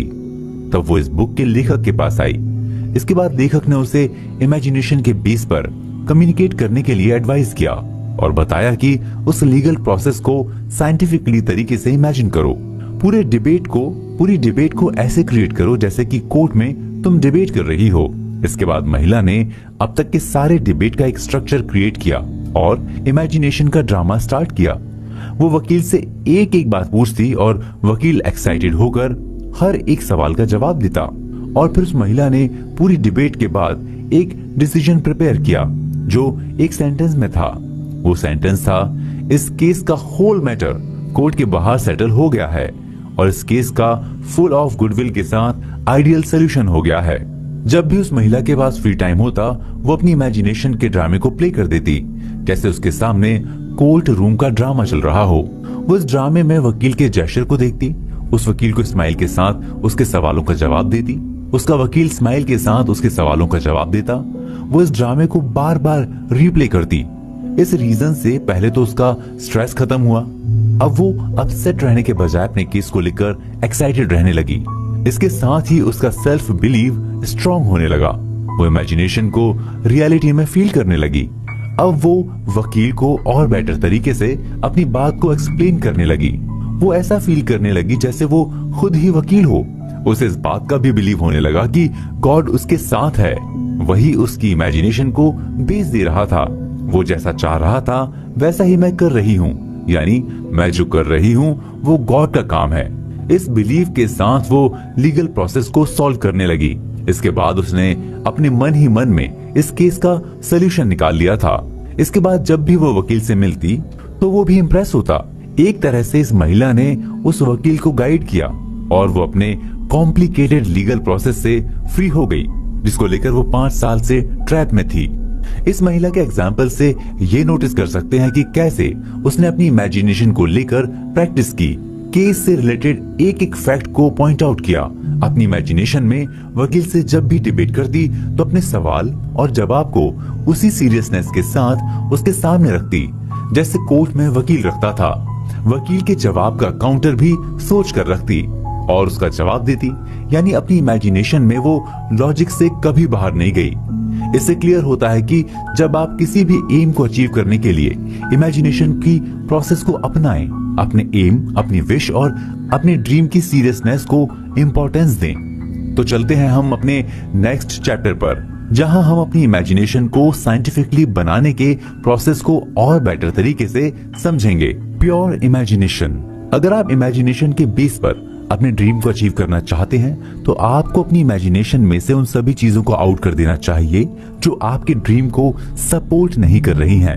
जैसे आप कोई केमिकली प्योर एलिमेंट चाहते हैं तो उसमें से बाकी के मटेरियल्स के वेस्टेज को बाहर करना पड़ता है, यानी उस केमिकल में मिले सारे गार्बेज और जंक को क्लीन करना पड़ता है, तब आपको प्योर केमिकल एलिमेंट मिलता है। यही बात इमेजिनेशन के साथ अप्लाई होती है। आपका इमेजिनेशन जितना प्योर, जितना साइंटिफिक होगा, उतना ही आप अपने सेल्फ बिलीफ को अचीव करेंगे। और ये बुक यही समझा रही है कि सेल्फ बिलीफ से कैसे आप अपनी लाइफ को मीनिंगफुल बना सकते हैं। अब सवाल ये उठता है कि इमेजिनेशन के साइंस में गार्बेज और जंक हम किसे कहेंगे?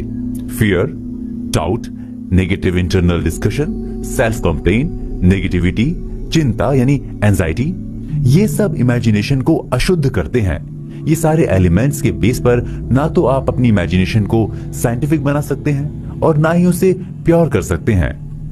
हम इसे कुछ एग्जाम्पल्स के साथ समझते हैं। एग्जाम्पल के लिए जब किसी की माँ का कोई बेटा बाहर गया होता है और उसके आने में देर होती है, तो उसकी माँ यही इमेजिन करती है कि उसके साथ कुछ गलत हुआ है या हो सकता है उसका एक्सीडेंट हो गया हो। वो अपने बेटे को किसी हॉस्पिटल में होने की कल्पना भी कर लेती है। इसी तरह जब कोई बिजनेसमैन बहुत कुछ अचीव कर लेने के बाद भी यही सोचता रहता है कि एक दिन उसके हाथ से ये सब निकल गया तो क्या होगा, वो अपने आप को दिवालिया होने की भी इमेजिनेशन करने लगता है। वो डर से ये सोचने लगता है कि उसका बैंक बैलेंस 0 हो गया है।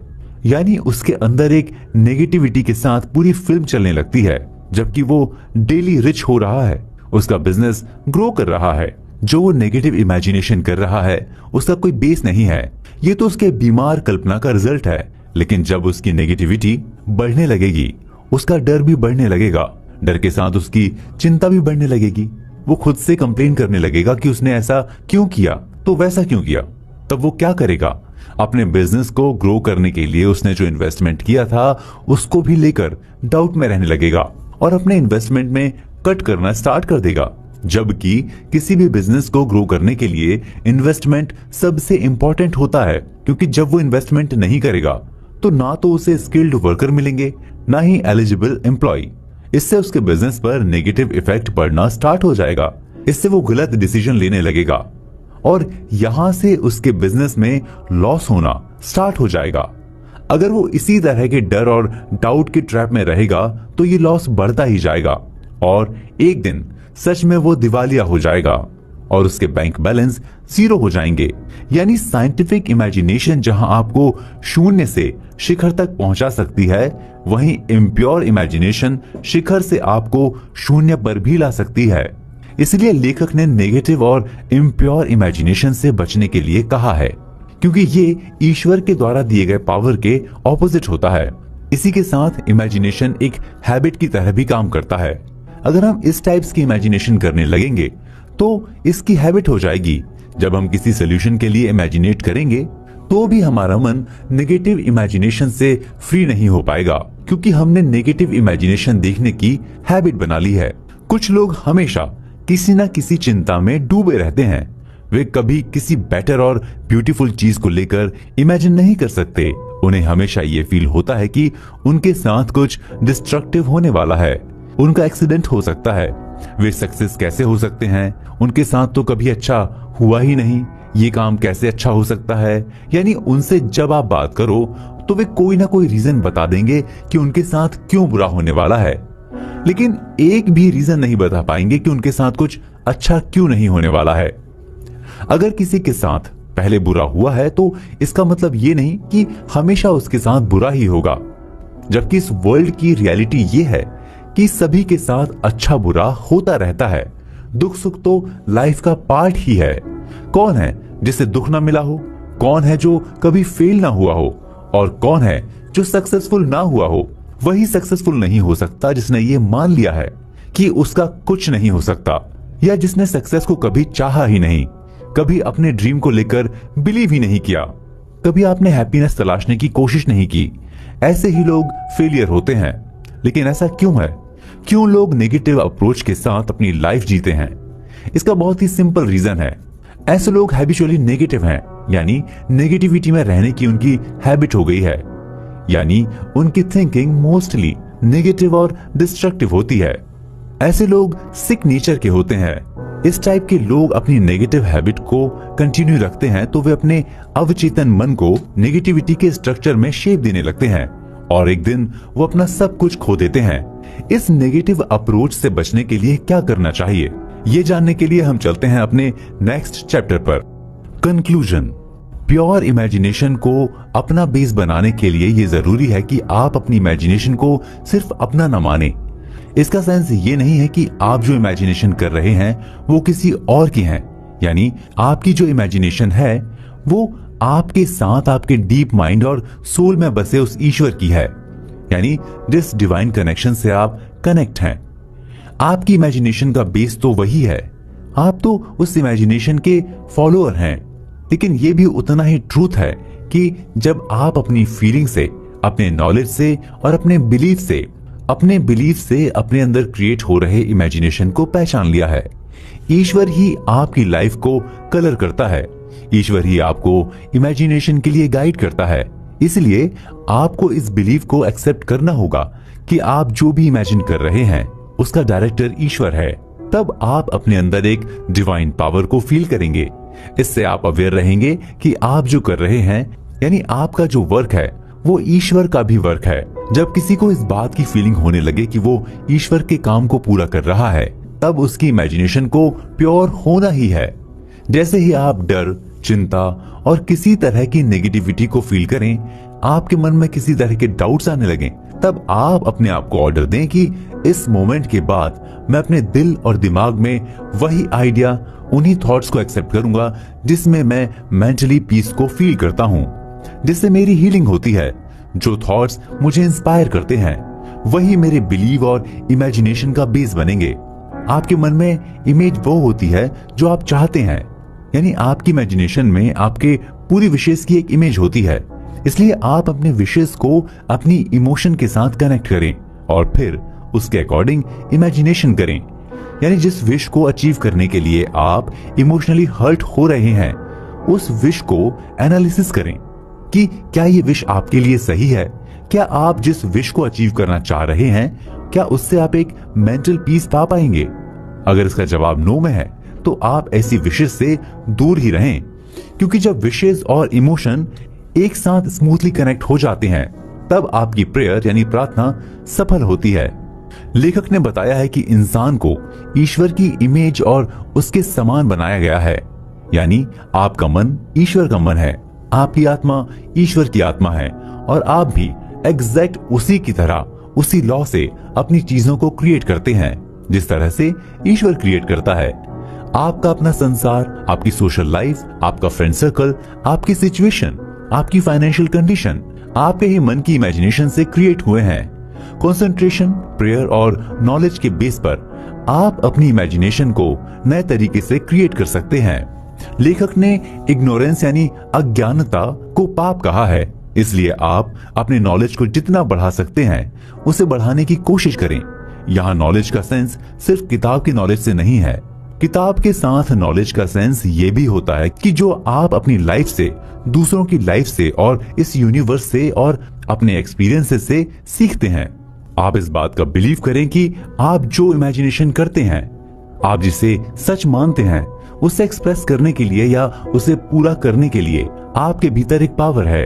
लेकिन अगर आप लेजी की तरह यूं ही बैठकर अपने सपनों में खोए रहेंगे तो ये पावर आपके किसी काम की नहीं है, क्योंकि इमेजिनेशन सपनों में खोना और ख्याली पुलाव बनाना नहीं होता।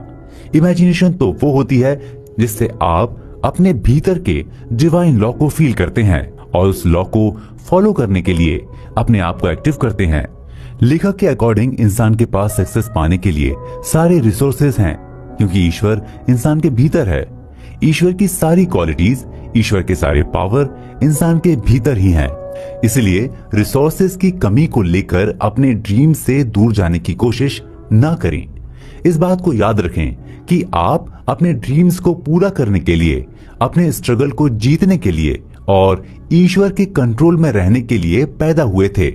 इसलिए जब आप ईश्वर को अपने भीतर फील करेंगे तो ईश्वर अपने विजडम से, अपने गाइडेंस से आपको हेल्प करेगा और आप जिसके लिए पैदा हुए थे उसे अचीव कर लेंगे। लेखक ने बताया है कि सक्सेस होने का आइडियल मेथड या तरीका है कि सबसे पहले आप अपने से सवाल करें कि आप क्या अचीव करना चाहते हैं। यदि आप अपने गोल को लेकर क्लियर नहीं हैं, आप नहीं जानते कि आपको क्या पसंद है, आपको अपनी सही जगह के बारे में कंफ्यूजन है, तो आप अपनी सक्सेस को लेकर क्लियर नहीं हैं। इसलिए प्रेयर और इमेजिनेशन के द्वारा आप गाइडेंस ले सकते हैं। लेखक ने लाइफ को एक्ट ऑफ कनेक्टिंग कहा है, यानी जीवन जोड़ने की क्रिया है, और डेथ माइनस करने की। इसलिए आप जोड़ने में बिलीव करें। ईश्वर प्यार से भरा है। ईश्वर ट्रूथ का दूसरा रूप है। इसलिए आप लव ट्रूथ का जब इमेजिनेशन करते हैं तो आप अपनी लाइफ में कुछ ना कुछ ऐड कर रहे होते हैं, और जब ऐड कर रहे होते हैं तब आपका सेल्फ बिलीव स्ट्रांग होता है। इसलिए आप अपनी इमेजिनेशन, अपने बिलीव और अपने ड्रीम्स को लेकर हमेशा एक्टिव